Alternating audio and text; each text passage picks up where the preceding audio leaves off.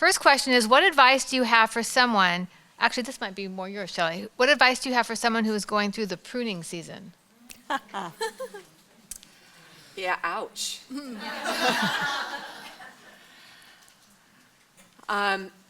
There's something to pruning that I think that when I came to this point of seeing it as a point of faith,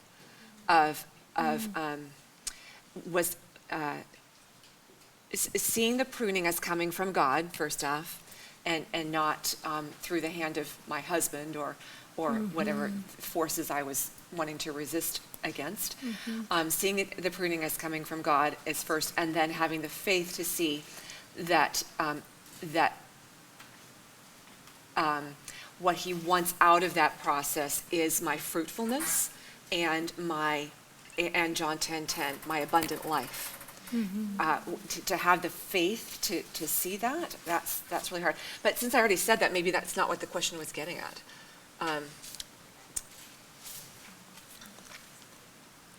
What advice do you have for someone who's going through the pruning season? And you guys can speak into this too. I'm sure we've all been. I think you're right. Keep focused on, that there's fruit to come. Without that pruning, the fruit won't be in abundance. But there's all about having to say no here, like having to give up. Like God is maybe saying, okay, you're in this season, and there's something that you're trying to do in this season that doesn't belong, and I need to cut that off. Yeah. And so there's all kinds of releasing and letting go and learning when to say no, and that saying no is okay, or saying I need to quit. That's very hard.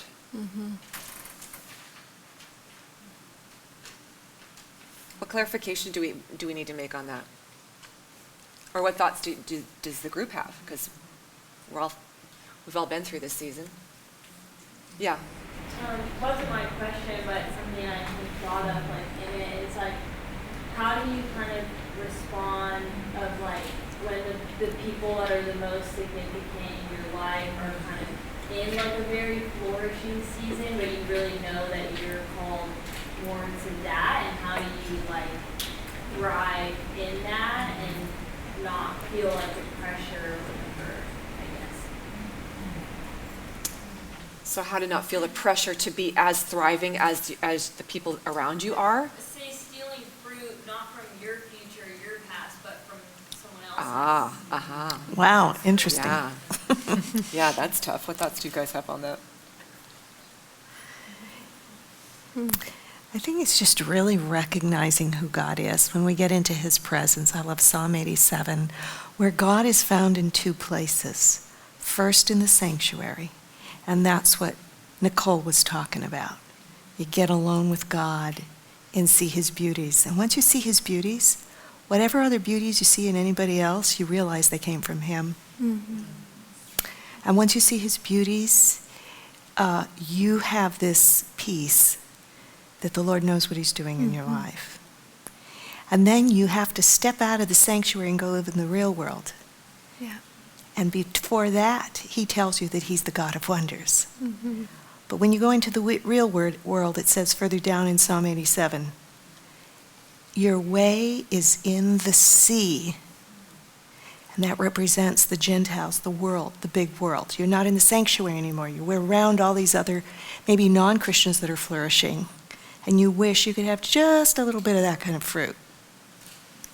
But he says, your way is in the sea, and my footsteps are not known. In other words, they may not be obvious to those other people, but you know that his footsteps are there. So that's what has usually encouraged me. I have to get away, get alone with God, meet him in the sanctuary, see his wonderfulness, and from there I'm able to step out with his peace. And I think that in my story, when my husband was asking me to quit activities, I couldn't do it. When God was asking me to quit activities, I could take a step of faith and trust him. And to this day, to this week, my husband has asked things of me that I don't want to do that, or he's told me truths that I don't want to hear. But when I shift and receive that as from God, that God is using my husband to speak this message to me, I can receive it, and I can receive this pruning in a completely different way. So see the pruning as coming to you from God. I think that also really helps. And I need to make a correction. That's Psalm 77. It's one of my favorite verses. Sorry. That's good, Ruth. When we think of our God and his faithfulness, he's always faithful. He's never not faithful. It's keeping our focus on who is it, That's whose right. hand is involved. That's He's right. always faithful. I tell my students all the time, he's always faithful, unchanging. He's always love, and he's always good, and all those are intertwined, and you can't separate one from the other at any time, his faithfulness and his goodness and his love towards us. That's right. Yeah. Here's one. What one principle or habit has been vital to your success? What one principle or habit has been vital to your success? And I guess you can define what success specific, because there might be a couple of areas you might be looking at. That's a good point. Yeah, because you could success in different areas. I can say that I am my best for God, no matter what I'm doing. Okay, mom, wife, career. And I had to pray through this and make sure it was for God. I wake up early, extraordinarily early. If I have to be somewhere early, I wake up even earlier. And I get immediate time alone with him. It's bar none. It's like a non-negotiable for me. In fact, that should have been probably the first one. So being alone with God, period, no matter what. And I try to go for a run. So for me, it's also running. And I used to run with a headset. I used to jam my tunes. And I started running with a Christian girlfriend. I went to go visit her. She lives in another state, and she ran without music. And she's like, I just pray the whole time. I'm like, what? How can you possibly pray the whole time? And so then I tried it, and I will never go back to music again, except for if I'm doing a half marathon or something. But I say that tongue in cheek. Running happens to be my thing.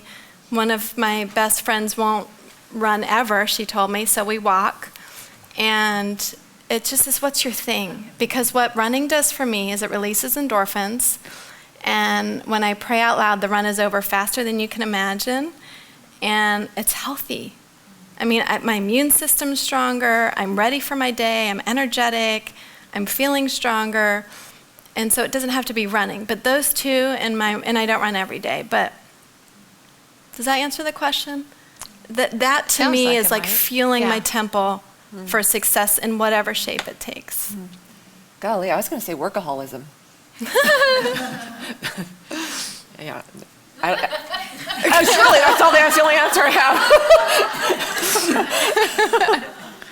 That's interesting. You could call it perseverance instead of workaholism. Yeah, okay. How can we spin that? Like How spiritualize can we that. frame Yeah. that differently? Yes. I just really learned, because I went through others flourishing when I wasn't, period.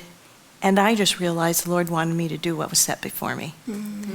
And put my head to what I'm doing. And when I apply myself to what is present and I'm not distracted, I can come up with some pretty amazing things, not on my own, and obviously it's with the Lord. But he tells me, do what's set before you. So you're not doing what she or he's doing, Right. but do what's set before you. And I just feel like because he's the king and he asked me to do that, it's a higher pleasure than doing what they're doing. Yeah. He just asked me to do what's set before you and do it well. Mm-hmm. I like that. Okay, I do have an answer. Okay. When I think of success, I immediately think of just all the things I can accomplish, and I don't usually need God to accomplish all my things, and so because I'm good enough without him, and so I realized 2 years ago I had finally filled in the last page of a journal. So I try to keep a journal every day, and so I finally filled in the last page, and I went back to look at the beginning of it to see where I was doing when I first started it, and I realized that the beginning of this particular journal had been 8 years earlier. Well, so that tells you a little bit about my consistency spiritually. And so I went to look at what I was dealing with 8 years earlier, and of my list of 15 things I was praying for, 12 of them I had not changed in at all. And the other 3 were things like my father's health and things like that. And I was just so stunned with this complete lack of spiritual progress. And I thought, what the heck do I have to do to truly change spiritually, to really transform? What does it take? Obviously, I think that I'm, having my devotions sporadically. I'm not like you. I'm sporadic. Oh, it's just because I'm a mess without it. That's all. Okay, I'm a mess. All right, well, I'm not. I do just I'm fine not with that. And so I thought, how does somebody actually really change? And that to me is real success, is really changing spiritually, really becoming more like Christ. Well, obviously I wasn't. I was stalled. And so I read a book called Something of Being Yourself. It's a book that the ISF people read, The Gift of Being Yourself. And oh my gosh, so spiritual formation, this completely rocked my world. And then I read the book called My One Word, where you pick a word at the beginning of your year and you kind of filter everything through that for the year. And so I did that. I've done that 3 years now. So the first year, so anyway, this year my word is humility. Well, talk about a stupid word to pick. But no, really. It actually is completely wrecking me in a great way, and it's exactly what I need. I was scared spitless to choose that word the first 2 years, but now this year I said I have to do it. And wow, is it ever really, really, really doing something in me? I can feel it. I know it. I know that God has got me where He wants me, because obviously I am too self-sufficient. I don't need Him, and that is so prideful. That is so prideful, and the pride is at the core of all the arguments I have with my husband, and all of the things that I resist is pride. I think I got it nailed. I think I'm right, and so picking a word, and humility would be a good word to pick to rock your world. Love the honesty that she's sharing from her heart. No, it's because I think many of us as women, I think women are very capable. And there's a lot we can do. And I think sometimes we kind of get in our little routine and we kind of are forging forward. And so the humility, and to remind ourselves of God's hand and how He's created us, and keeping that perspective. But yeah, thank you. On a lighter note, Good. what is the difference between vocation and God's calling? It's light, but a little bit lighter than before. And then how do I discover my passion in finding what God created me to do? So I'll start with the first one. What is the difference between vocation and God's calling? I don't have my Google, but Well, we talk a lot about calling these days, and that's a really big catchword. And boy, you have to find your calling. And my husband is the CEO of Convene, which is a CEO organization, and so they talk a lot about passion and calling in that realm. And he would say that we just put too much.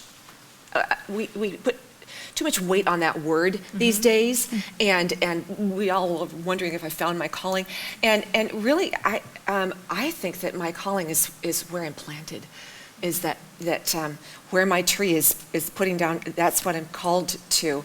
And I spent too many years feeling unsettled, like I hadn't gotten it, I hadn't found it, when really I was in it. I was what I was doing was my calling. I like to talk about where I live is my home, because I moved every 9 months on average when I was growing up. And so people ask you where you're from, and I say wherever I am. I'm from wherever I am at the moment. And so my home is wherever I live. And that I have to make that my home. And I think you're in a similar way, your calling is whatever you're doing. Whatever God's given you to do now, you are called to do that. That's my little vision way of living. well, I'm trying to, I'm kind of slipping right now. The name of the speaker that we had here for the entrepreneurial... Rick Gusson? Rick Gusson, yeah. And he really opened my eyes to a similar concept, that you really don't have to look far for your calling. It's usually right there in front of you, and you're probably engaged in it already. And God, I like to see it as that God, we know God called us at some point, so we are called. So wherever we are, what are we doing? I remember the first time I had to start the company at BOIC, this was a long time ago, I put priorities. What is my mission for God? How does God fit into what I'm doing? It took me a long time to articulate it down, but I wanted to be wherever I was in my facility, in my life, or with any of my employees, I wanted to be as if Christ was there. And I finally narrowed it down where I am, Christ is, or where Christ is, I am. And they're interchangeable, but they're not separate. They're not able to be separated. And so that was my mission. That's my calling. So I could be in a round table, or I could be, no matter what I'm doing or what I'm doing, my calling follows me. And that's because I'm asking the Lord to guide me. But what you're doing today, he says, do it. And unless it's something that's clearly against the Word of God, you do what's set before you. No, that's great. I think you all are getting so many wise tidbits of things to kind of mull over and go home and to continue to think about. I'm excited that you're here to hear this and to hear their hearts in the process. What's the second part of that question? Second part of the question is, how do I discover my passion in finding what God created me to do? I mean, did you all, when you were starting off, would you have thought that you'd be where you are now? Or did you discover your passion later? I mean, I personally love that Julia Child didn't start cooking until she was 40. I think that's fabulous. But I think in our world being, when you have 12-year-old child prodigies, you kind of figure you have to know what you're doing by 15, or you're behind the scene. Can you speak to that as far as how do you discover your passion in finding what God created you to do? And I'll jump in on a little portion of that, and then you seasoned ladies can probably refine what I'm saying a lot better. And I was just recently reminded this, having entered the MBA program a couple of years ago. I'm an avid believer of using the tools that are out there. And I believe that God has gifted many exceptional people who have gone before us, and they've created different tests, battery tests, if you will, the DISC analysis, and strength finders and things like that. I really believe in those. And I believe that when they're filtered through God, they do help guide you. And so hands down, I'm all for that. And I did that in high school, which led me to a kind of a crossroad of which career to take. And interior architecture spit out on this printout. And so I am just like living proof that there was some real scientific reasoning and proof behind some of those questions. So if you haven't done it, they're readily available online, and I highly, highly encourage it. And it was reaffirmed in the MBA course with, Dr. Passwater. We did many strength development, character refinement, understanding what type of personalities we are. And I'll never forget when my husband and I were about to be married, we were engaged, our pastor had us do these personality tests, and I came out as the lion and he was the otter. And I was like, I don't want to be the lion, but I am. And so funny enough, in Daryl's class, I'm the lion again. I did the whole test again. I'm like, nothing's changed. And he goes, now, Nicole, did you expect it to change? It's the way God made you. And after so long, I love being the lion, and it took me this long. And it took a godly man, professor, to say, this is how God made you. The fact that it didn't change, it still is today, what it was 20 years ago when you were first married. So that's a tactical way of approaching where you head. No, I love that, because some of you know and some of you don't, I have triplets, and having them all at the same time and seeing that each one is wired. As infants, I could see that they were wired differently. It's been amazing for me to see how God has given them each their own strengths. And it's not that one was born here and learned from the other, or I was in a different season. It was all at the same time. And to be able to clearly see God's hand in how he has wired each one so uniquely, and how he's done that because that's his pleasure and his joy to wire them that way, and his purpose and what he has for them. Yeah. And it's the same thing for us. He has Yeah. wired you the way he has Yeah. for his glory and for his joy. I had to let myself off the hook on this whole passion thing because I realized that I don't think that way. And everybody talks about finding what you're passionate about, and I was in a training course with my co-author on the book, Katie Brazelton. She teaches people how to become life coaches, and so I was going through her life coaching thing, and the grand finale class is where you all get up and you share your passion, you share your dream with everybody, and classmates are getting up one after the other sharing their big dream, and I'm going, I have no dream. I don't have one. And I finally got up and said that. And it was so embarrassing. But later I thought, you know what? Not everybody needs that. I don't think you have to all have a passion. So I think that there's things I like. And I realized later, like last year, I was at a thing where we're supposed to write a life mission statement. I'm going, oh great, here we are again. I don't have a life mission statement. But I forced myself to write it, and I called on teaching. I thought, okay, you know what? Of all the things I love and I like teaching, that is me. I could say that that's a passion. I love that. I was not educated in that. I'm not a professional teacher, but okay, so I wrote down teaching, and that I'm good with that. I'm good with that. Calling that a passion. I like it. That's how God's gifted you too. I don't think we go to school for our spiritual gifts. Those Right. are things he gives to us. Right. So Yeah. I think we can sometimes some of us need to take the pressure off ourselves of finding our big big passion because you just obey, just live in obedience. Yeah. Yeah. Yeah, that's very true. I saw mine develop over time, and it had different words as I went through my journey. But it was an outreach to people. I always wanted to outreach to others. And the one after my husband died that really clinched it for me was finding the treasure. And knowing that every single human being it says he lights every person that comes into the world. And if I could just light that flicker for them to seek God, that's what my calling is. But over years, there were different aspects of that I experienced. But it wasn't until that away moment. That was about 3 days away. Yeah. But but I needed it. Yeah. And I've never lost that. I know that that's what I'm there for. No matter who sits in front of me in my office, I know they're there for a reason. That's neat. That's good. That's wonderful. Ruth, this question's for you. Could you please revisit or review the SWOT analysis model? Oh, yes. All right, so you have a plus sign, correct? It's just very simple. Put a plus sign up. Whoever asked the question, just put a plus sign up, okay? And on the top, you're going to put an S and the strengths and weaknesses. So S and a W. And then on the bottom, you'll label the other two boxes opportunities and threats. All right?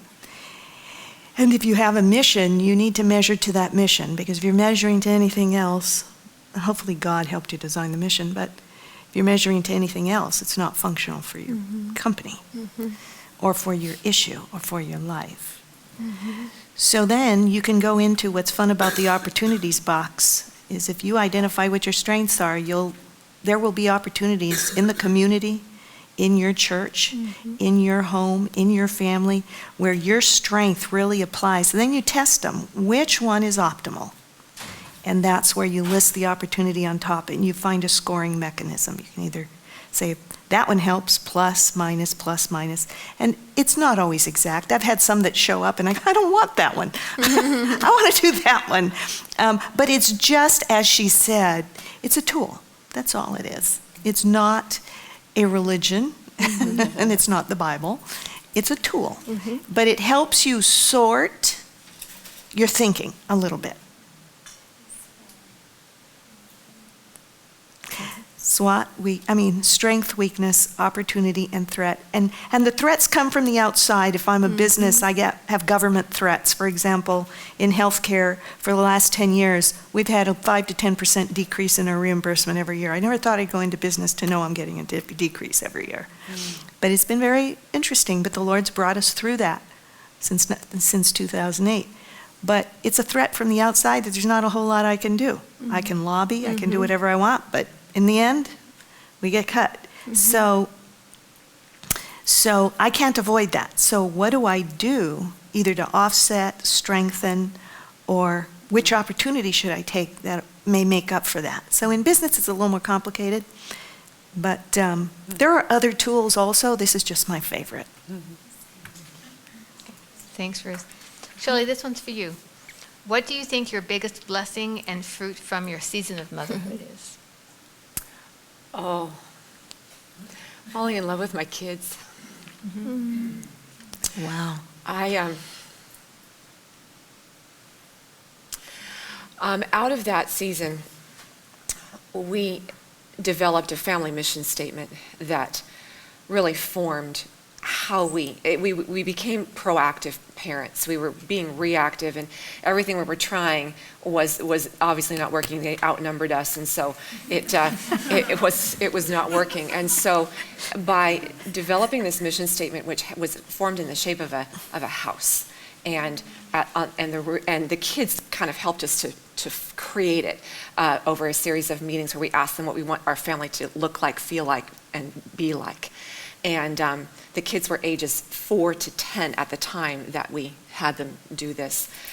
And out of these series of conversations came all of the characteristics of our family that they liked, and I kind of put them into the shape of a house. So the roof was things like, we want our house to be a safe place, and we want to be lifelong learners. And the walls had things in it like, we want laughter and joy.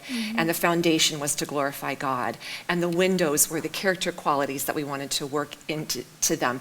And that was where my study of them and my teaching came in, because I developed programs to help build thankfulness, responsibility, truthfulness, servanthood, things like that into their lives. Wow. And then the door was prayer, because that's how we make our decisions as a family, nice. By opening and closing it through prayer. And the stairs out of the house were how we want to be when we leave. We want to be taking Jesus to our world. And so this formed for the rest of our parenting how we were going to be building into our kids' lives and what we wanted to produce out of our home when they left. Well, a few years ago, they're all adults, and I have 2 of the kids got art degrees here at Biola, and so one of them made this beautiful painting of our actual house, and the other one used her graphic design skills to embed these statements into the windows and walls and stairs and roof of our own house, and they gave this to us as parents. Wow. And they each wrote us a card, one to me and one to Greg. So we have 10 cards altogether where our kids told us how we lived out our mission statement in their lives. Wow. And of all of the blessings to come out of discovering that I could be a mom and that I could love my kids, that was amazing. That's awesome, Shelley. Well, I don't know about you, but I think we just heard another book idea. That no, seriously. That's amazing. To pass that on for others, to have that Build kind your of house. awareness. Yeah, love that. And I think you might see something. That would be really wonderful. Love that. Nicole, question is, would you consider providing, I had to put the wrong one away. This one's Nicole's. Here we go. How will you pass along your journals to your kids, or will you choose not to? Oh, great question. First, I'm going to pray about that answer. That is such a good question. So just this past year, interestingly enough, we've decided that we should try to teach this to our children now. And I love the idea that my dad gave this to us as a wedding gift, but I wish I'd had it much younger. So we're going to invite them into this process. We don't know what that's going to look like yet, and we want them, we'll sort of give them the principles, but we want them to have their own. Whether we give them ours, I'm not sure yet. In fact, I don't know if I would really give my journal to anybody. because it's really my dialogue with God. And I would hate for someone to read something in there that they just wouldn't understand. It's so personal. So as I'm talking out loud, maybe that's where I'm leaning, but I love the question. And that, see, I have to hear things 3 times because I had the idea that we should involve our children. And now I'm hearing it a second time. So for sure, I'm going to be on the mission to make sure that happens. Thank you. That's good. God spoke to whoever wrote that. Next question, Nicole, is would you consider providing your questions that your dad gave you in your journal? Would I provide the questions that he gave me? Yeah, I think would you consider providing your questions your dad gave you in your journal? Were there specific questions he gave you in the journal, or did he just give you the journal He and would ask me questions afterward Okay. about what my experience was like, and I don't know if he's testing me or not, but Make sure you really did it. that's what I always thought initially. I learned to know that he was very vested and really cared about, was it a real genuine experience and how are you growing? He cared very much about my spiritual life, Wow. given our start early on. There was never prescription of questions. The guiding principles that he gave me is on the sheet that you have. I modified it a little bit to my own style, which you could do for yourself. That's good.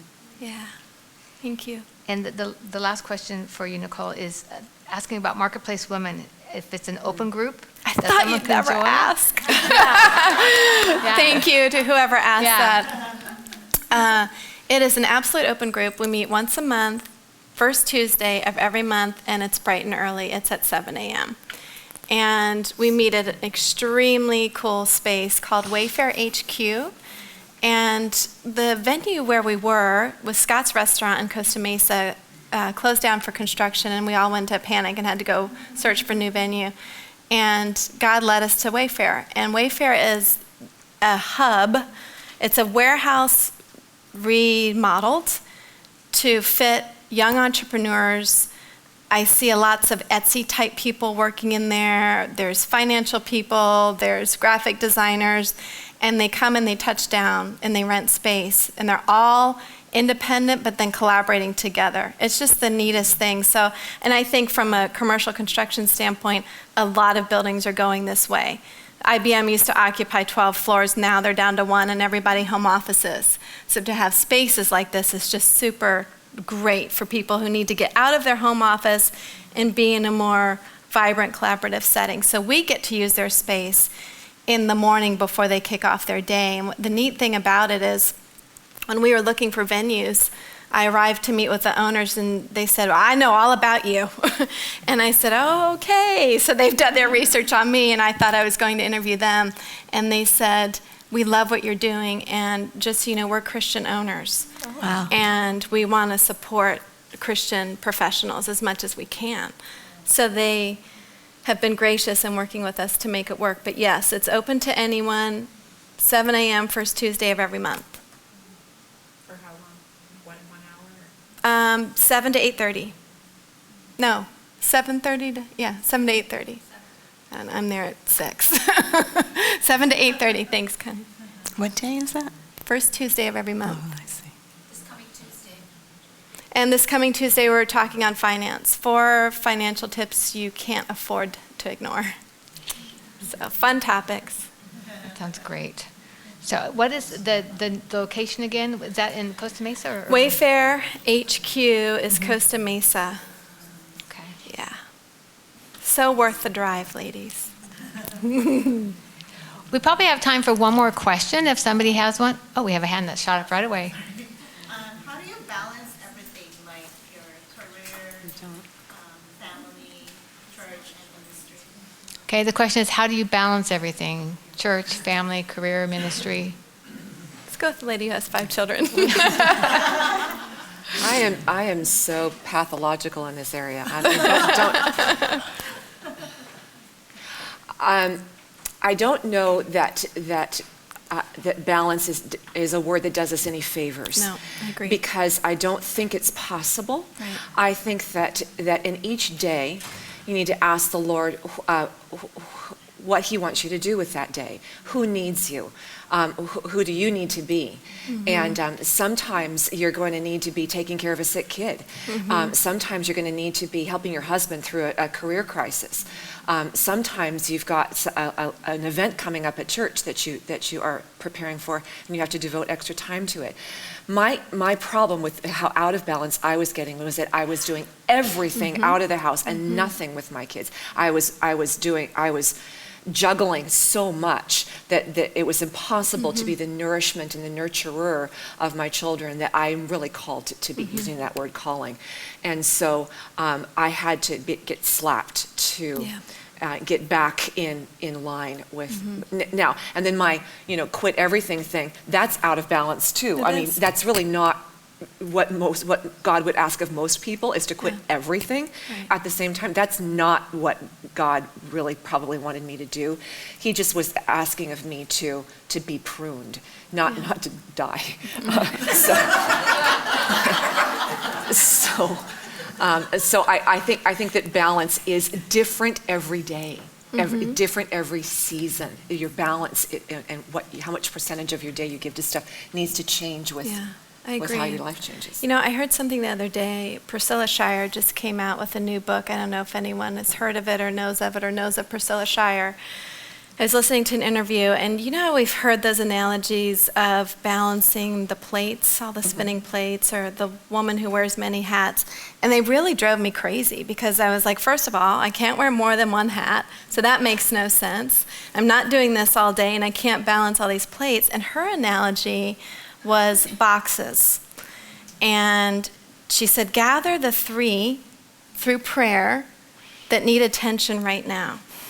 And I just liked that, because it's on a table before you, and they're labeled, and you know what they are, and so they're not going to fall off, and they're not going to get neglected. And I just love the way she brought that into a framework that's manageable. So pray, which of these boxes need my attention right now, and take off the lid and go to work on them. And when you feel like you've done that well for that day, that moment, that season, put the lid back on and tend to the next one that he gives you. And I just heard that on the radio the other day, and it was just like a light bulb. Yeah. Yeah, well, that's good. Well, I have a business tool that I use, because the same thing happens at work, and I don't think I'm the best minister about home. All of my children were supervised by a beautiful Christian woman, so they had a nanny. So I can't speak to that. Only that I knew that whoever it was, it had to be the same one for their entire life, and she's still with me, and they're gone. And she ended up taking care of my mother before she died. But with my mother, I chose 2 days out of the week that were just mine. I changed her, I walked her, and I had to go from fast, speeding, to slow, very slow, on both of those 2 days. But I made a choice that was my will. I wanted to walk with her through the valley, because I didn't do it with my husband. So I walked with her till her last day, and I presented her to the Father. But in work, I identify what's strategic, what's tactical, what's urgent. And sometimes there's a strategic item that's urgent, and sometimes there's a tactical item that's urgent. Urgent sometimes calls the day, but I have a code, and it's just a tool, and then I can only handle 2 or 3 things for the day. So that's kind of how I prioritize for business. And home, I've been listening more to my home needs, having learned that I missed all of that before my husband died. And after my husband died, of course, then I was home with the kids after school and so on and so forth. But my son had started Pepperdine, and my daughter was in cheer camp for all the time, so I didn't have to do a lot. But I never traveled anymore. I stopped all my international travel, and I was home. And if they were home, I was there. So my life changed after my husband passed away. But I cannot say that I can give you any good testimony on my being home with my children. It's helpful, though. Really helpful. Great. Thank you. We're winding down our time. I want to thank our lovely speakers. Just your hearts and your encouragement to everyone has been wonderful. Thank you. Thank you, guys.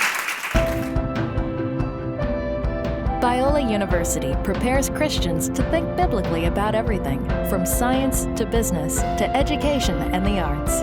Learn more at biola.edu.